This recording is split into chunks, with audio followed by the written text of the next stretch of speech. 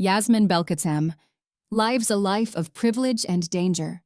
Daughter of Idris Belkacem, Algeria's most powerful billionaire tycoon, her life was a blur of velvet gowns, security convoys, and endless scrutiny. Her father's empire, Belkacem Group, had crushed dozens of corporations through hostile takeovers and corruption exposés, creating bitter enemies in the shadows. Yasmin seemed to float above it all, brilliant, charismatic, and fiercely independent. But beneath her gentle elegance lay years of private Krav Maga training, a discipline started when she was 6 at her father's insistence. She never questioned why, until now. The strange events began subtly. A shadow tailing her in Paris, brake failure in her private car in Casablanca, a tampered elevator in her penthouse, and a hacked security system at their Algiers estate. The final straw came during a weekend escape with friends in the upscale hills of Hydra. After a night of dancing at Club Mirage, Yasmin emerged into the warm, pulsing night. Her driver, Hakim, was nowhere in sight. Instead, a tall, silent man stood by the car, too calm, too composed. Black cap low, chiseled jaw, hands in his pockets. "Where's Hakim?" she asked, immediately suspicious. "Emergency. I'm his replacement," he said calmly, voice low and smooth. Something about his voice tugged at a memory. She slid into the back seat. As the car sped through the hills, her unease intensified. The route was wrong. The roads are too quiet. Then the locks clicked shut. Wrong move. She launched forward, catching the man by surprise. With lightning reflexes, she locked her arm around his neck from behind the seat, slammed his head against the steering wheel, and forced the car to veer off the road and hit a tree. He groaned, turned, and for a moment their eyes met. Recognition sparked when their eyes met. Time freezes. "Yasmin?" he said, blood trickling from his brow. She stared. "No way. Caden?" Caden Sato, the most feared assassin in the underworld, but also the quiet, bruised boy she once knew from an elite French international school in Algiers. He vanished after 7th grade. They'd shared pencils, whispered secrets in class, even pinky sworn to be pen pals. That was a lifetime ago. Now he was a ghost. Older, harder, cloaked in shadows. He groaned. Didn't think the heiress would still remember an adopted kid from the past. "You tried to kill me!" she shouted. Confused, furious. "Who sent you?" she demands. "Someone who wants you dead," he said sarcastically. He didn't fight when she bound him with the seatbelt, but something in his eyes was off. He hesitated, missed the perfect moment to kill her. Yasmin dragged him to an abandoned vineyard safe house. There, silence and truth unfolded. Caden was no ordinary killer. He was Le Fantôme, the most feared assassin in the African and Asian underworld. Raised by the mafia, trained in survival, and owned by a mysterious syndicate, the Carthage Circle. He was hired through an encrypted drop. No names, just her picture. She should have killed him, but she didn't. Something deeper held her. The memory of a boy who stood up to a teacher for her. The broken child who gave her a daisy when her pet cat died. He whispers, "I used to sit next to you in French class. You had this way of humming when you read." They were both prisoners in gilded cages, hers made of gold, his of blood. Yasmin doesn't sleep that night. She watches him, trying to reconcile the memory of a shy schoolboy with the hardened man before her. By dawn, she's exhausted and aching with questions. "We need to keep moving," she said. "They'll realize I'm not dead." Caden responded sarcastically, "Well, running will be a tad bit difficult if I'm still tied up. If I untie you, how do I know you won't try to kill me again?" "You don't know," he said with an unreadable face. "I guess we'll just have to see now, won't we?" Against my better judgment, she untied Caden. He just stood and looked at her. It seemed like time stood still as they stared at each other, waiting to see who would flinch first. "I have a contact in Europe. We need to get going," she said, as she turned to start walking towards the door. "Where in Europe?" Caden asked. "You'll know when we get there. I don't trust you to give your partners a head start." I work alone, he said flatly. Suddenly, a bomb ignited at the safe house just as they left. Now it seemed like the enemy didn't care if they both died. They fled to Morocco. In Marrakesh, they were chased by unknown mercenaries. While walking through a busy market, Yasmin notices a man trailing them. Eyes too sharp, step too deliberate. Suddenly, 2 more attackers close in. Caden steps in front of her. Like a shadow, he moves, blocking a knife with his forearm, slamming a gunman into a spice cart. One attacker grabs Yasmin, but she breaks his nose with a swift elbow. She and Caden finish the fight, a synchronized blur of precision and force. Afterward, they escape to a rooftop hideout. Adrenaline still pumping, they stare at each other, breaths ragged. She touches the cut on his jaw. You're bleeding. I've bled for worse things. I didn't ask you to protect me. I didn't need to be asked. He snorted. They kiss, rough and sudden, lips crashing with all the fury they've been holding back. It's not gentle. It's survival. Need. Clothes are half torn. His hands explore her as if memorizing every curve. Her hands trace scars like stories etched into skin. Their first time is urgent, fast, on a threadbare rug overlooking the Medina skyline. In a Lisbon safe house, Yasmin and Caden hack encrypted files that reveal a family betrayal. Yasmin is furious. The contract hadn't come from a business rival. It came from inside Belkacem Group. Yasmin's uncle Karim, her father's estranged younger brother.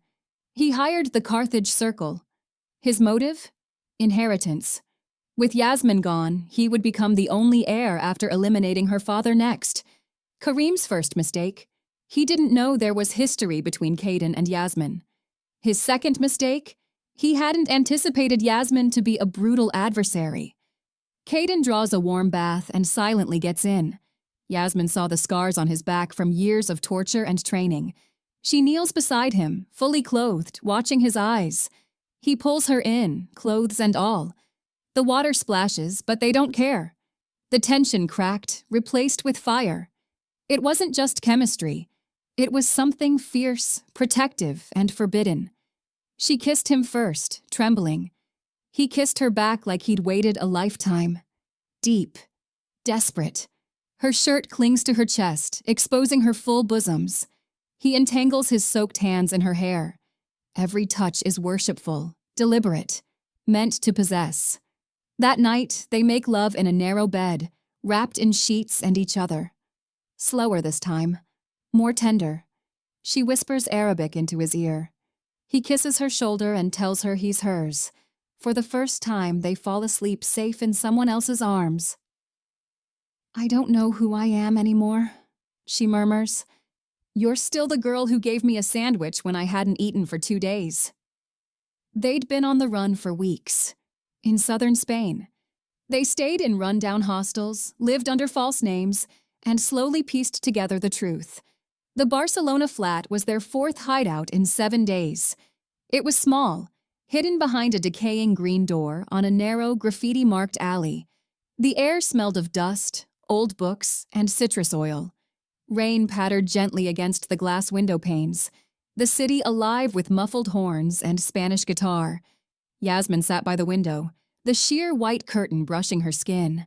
Caden leaned against the counter, eyes fixed on her like a man studying his last sunrise. Neither had spoken in 10 minutes. The weight of their shared near-deaths, betrayals, and rediscovered memories simmered in the silence.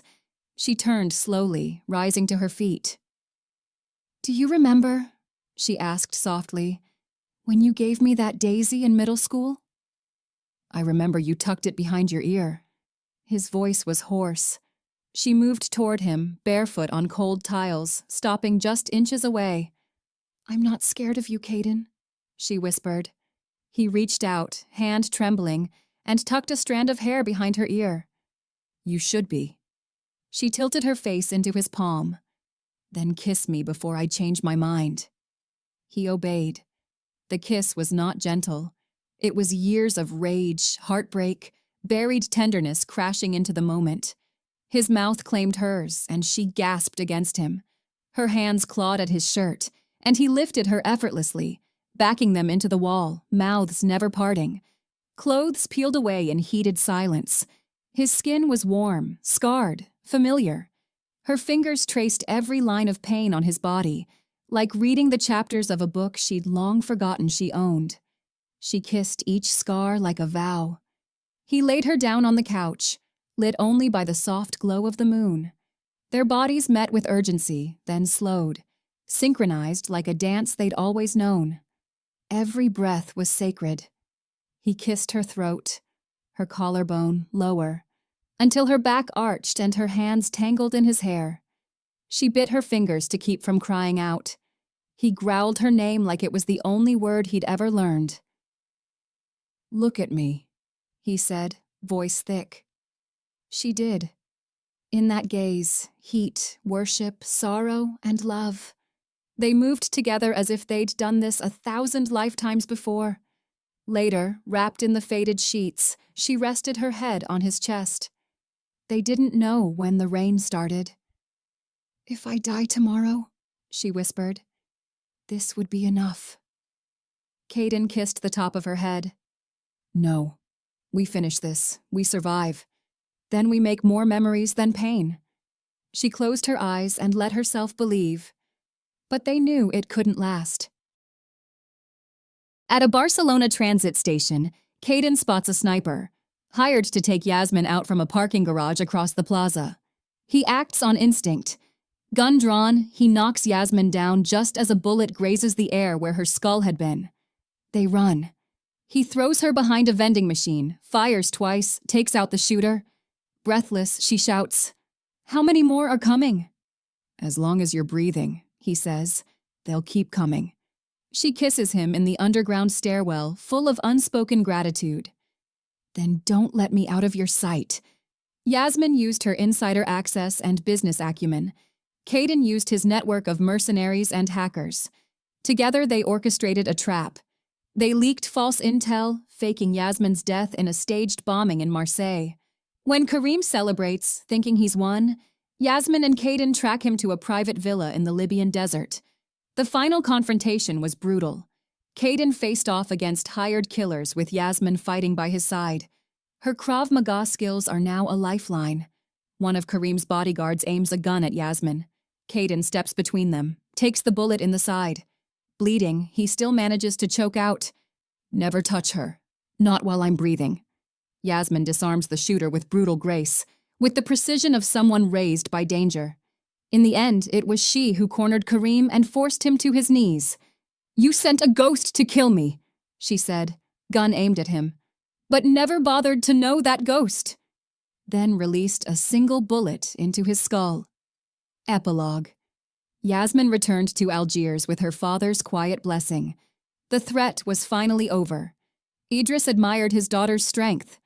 Caden, officially dead to the underworld, disappeared. But not to her. 7 months later, in a coastal town in Sicily, Yasmin walked into a vineyard cafe. He was there tending grapes, shirt rolled up, sun-kissed and free. He turns, a quiet smile on his lips. "I didn't think you'd come."